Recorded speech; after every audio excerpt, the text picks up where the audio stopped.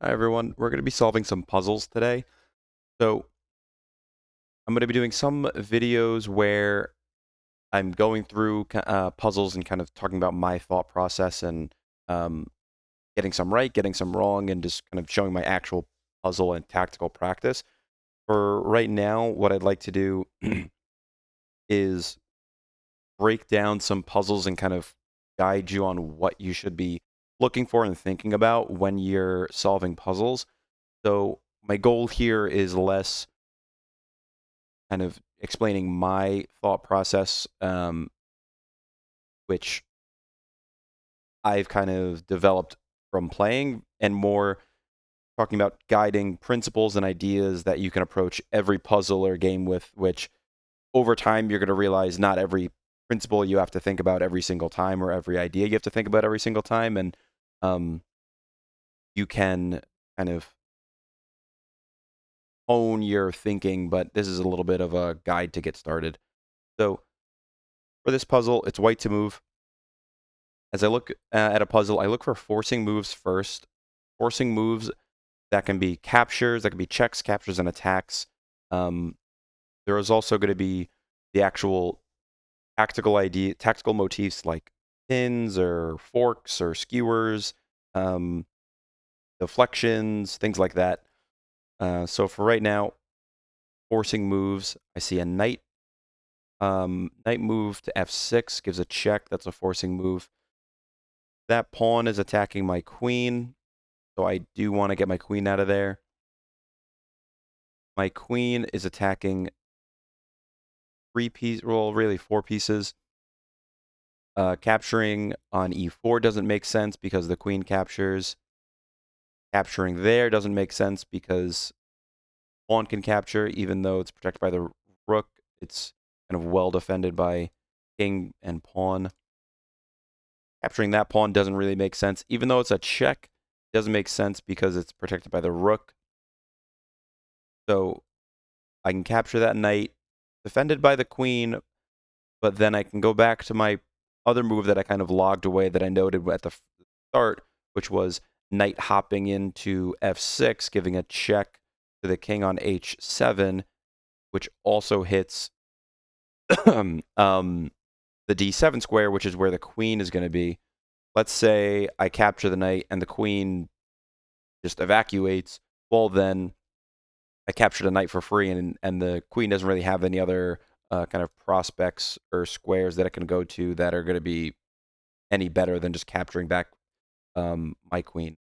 So as I look at this puzzle, I think forcing moves, either that's moves that I can do to force my opponent into a square that's more preferable for me, or forcing my opponent to uh, a square that might be forcing an exchange, but also moves that the opponent put me in that are forcing me to move. So by going g6, it's forcing my queen to move in this situation because there's really no other. Not like this pawn is pinned or anything like that, so I have to move my queen. So I'm going to take, and I'm going to deliver a check and capture. So that's just, capturing the knight, and then the queen captures back, putting itself into a fork. Go to the next puzzle. King, king b5. I see 2 pawns, 2 black pawns, rook, rook. So the material's even. Let's see. I can capture there. So that's a forcing move. Checks, captures, attacks. King would want to take back because if it just ran away, it would just be completely losing if I'm up a rook. So let's say rook takes, king takes. Pawns are even. So when pawns are even, I have an outside passed pawn, and I'd probably be looking to just push that because that's a threatening move, just threatening a promotion to a queen and just being completely winning. So captures, captures.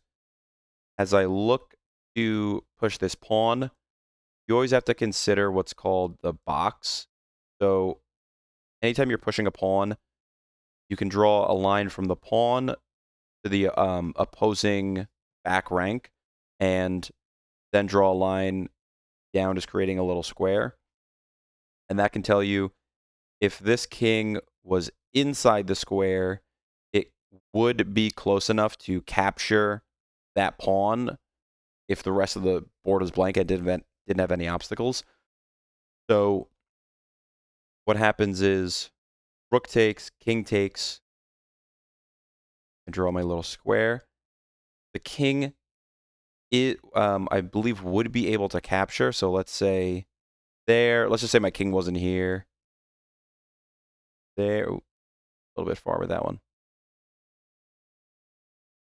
That. We draw a square, king there, push. My king blocks it, so obviously that kind of wouldn't work here, but illustrate the point. King keeps going. Or rather, king couldn't go there, but king could go there and then just take the pawn. So the king would be in the square. But see that when I take the rook and the king takes back, the king is blocked by my king, so it can't get to my pawn as it goes to promote. But let's make sure there's nothing else that I'm missing. So rook takes, king takes. This pawn is 1, 2, 3, 4 squares away from queening, while mine is 1, 2, 3, 4, 5 squares. However, the king would be on c6, so that would be actually in the way of its own pawn, and it would have to spend a tempo getting out of the way, letting my pawn promote. Because, one, it's blocking its own pawn, so it can't even promote. And two, it has to escape to a square that is not on the same promotion and is not on the same diagonal as h1, because I'd be delivering a check with when I promote, which would give me another tempo. So rook takes, king takes. Here, let's say he pushes, I push. It has to go there. King there, pawn, push, push.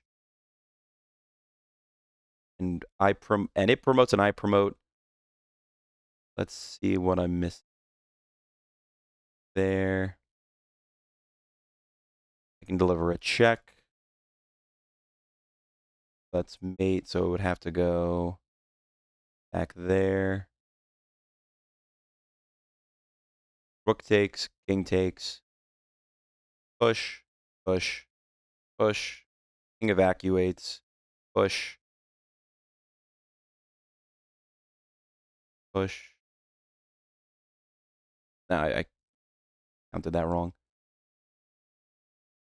King take, push, push.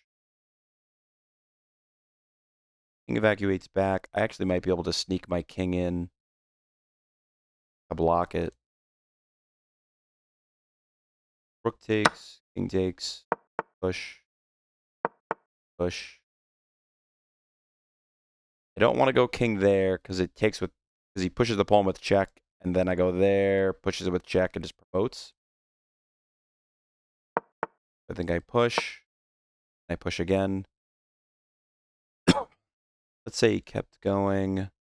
I promote with check, and that's kind of the deciding things that I'm promoting with check. A forcing move. Look at another puzzle. My rook has that really nice open file. I'm attacking the knight, but it's defended. Pawn's attacking. H4 is attacking g3, but it's not really going anywhere. Rook attacks the knight, but the queen can take, the king takes, so that's kind of defended. What I'm seeing is a force. I don't see a forcing move that's a check. I don't really see. I could go rook there, king takes, queen there, rook, king back, push the pawn. No, I don't really.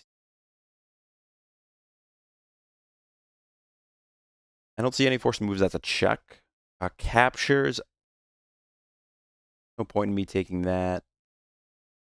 If I take the pawn, queen takes, and it's check. I don't think that's going to help me. No captures. Attacking moves.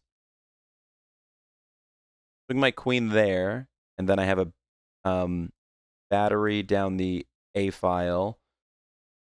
Let's say I swing my queen there. King's not just going to sit there and get checkmated, so maybe it goes there for a little luft. Let's say I push. Let's say I push my pawn to B6 to block that little luft. You can do a little deflection and take that. I can capture. You can give me a check. I can go there. Give a capture. I can capture, but you can take there. I can go back. He doesn't really have any other checks, really. So a forcing move can be an attacking move, even if you're not capturing or kind of immediately putting, a mate in one threat. So I think queen there is probably the move. Another. All right, so rook captured a pawn. Queens are looking at each other. Queen's looking at the rook. Queen's looking at the pawn. Bishop defends the pawn. Queen's also looking at that pawn. Count the material. 1, 2, 3, 4, 5, 7. 4, 5. Oh, no, I counted wrong. 1, 3, 4, 5, 6, 7. No, 7 pawns. Rook. Bishop. Material's even. Queen can just capture an undefended rook. Do you have any mate threats? Any mate threats? I think it's just a free piece. Take. Then I can block again. Went through that one kind of quick. Let's do one more. That's a forcing move with check.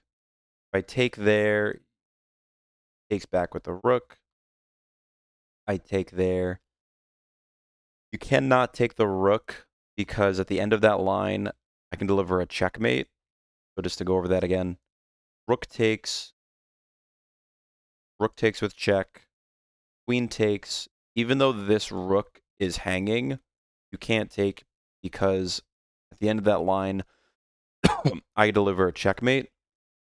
So let's say rook takes, queen takes, rook takes, king there.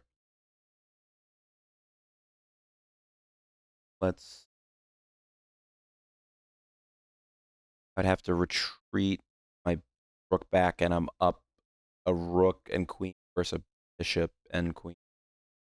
Rook takes, queen takes, queen takes.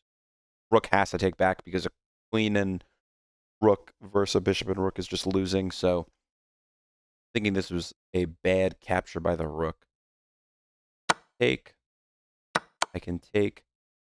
I can give a desperado check with the bishop, but that really doesn't do anything. So then I can capture back, and it's not like at the end of this line there's any pawn promotion from the opponent that we're risking by having our king where it is, or any other kind of losses. It was just a bad exchange by the opponent.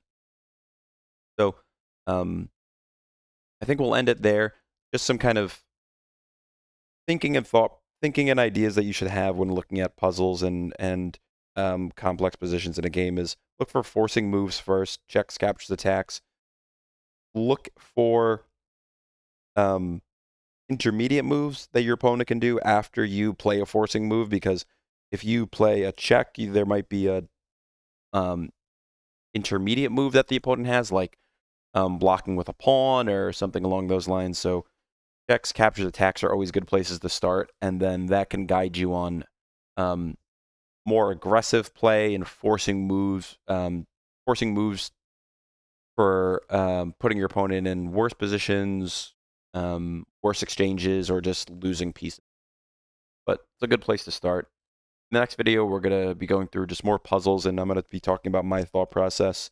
We'll be getting some puzzles right, some puzzles wrong. It'll just be really my actual puzzle and tactical practice. So not going to be getting everyone right like we're doing here on kind of more easier puzzles.